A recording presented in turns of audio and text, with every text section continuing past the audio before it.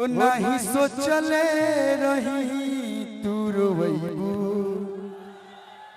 एक पल में सारा वादा तोड़ दी हलो पागल नियन बना के छोड़ दी हलो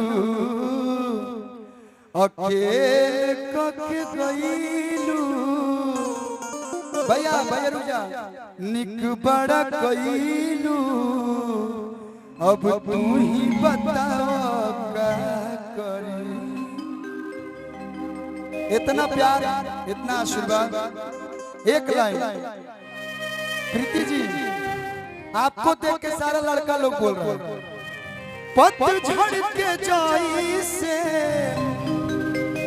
सपना उजड़िए गइल रहे भरोसा जवान वो दिल तोड़िए गइल लात तल कुचल गुलाब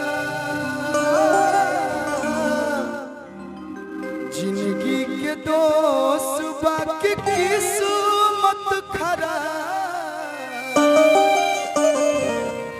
चाय पिए वाला आज पियता शराब जिंदगी के दोस्त बाकी किस्मत खराब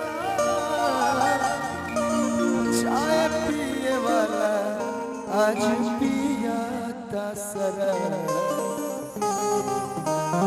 बस ये काम दिल लगाइएगा किसी को धोखा मत दीजिएगा। वो साथी रे तेरे बिना भी क्या जीना। देखिए ये ऐसा गाना है कि सारे मेरे भाई गाएंगे। वो साथी तेरे बिना भी क्या आँखियाँ तो हरे ही रही ताके गइलू कोई सान रोग धरा के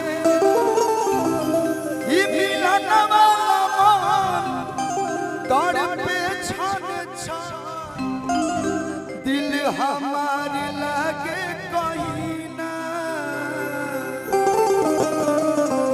वो साथी रे तेरे बिना भी क्या जीना तेरे बिना भी क्या जीना।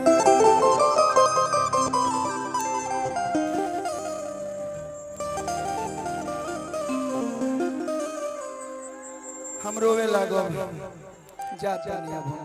थैंक यू बहुत अच्छा लगा फिर अगला साल मुलाकात हो। लेकिन अभी मेरा भाई भिक्कू गाएगा अभी अंबानी हर टी शर्ट भीड़ गिर चेंज करके आवत नहीं एक बाद होई आके नाच रे पत्थर की नागी पहिले पेमेंट एडवांस होई तो अबे झरलिया के डांस होई ओ कटी रात में न खेतों में तू आई नहीं। अभी मैं हूँ और आप लोग ऐसे ही प्यार देते रहिए आशीर्वाद देते रहिए। Thank you so much love you.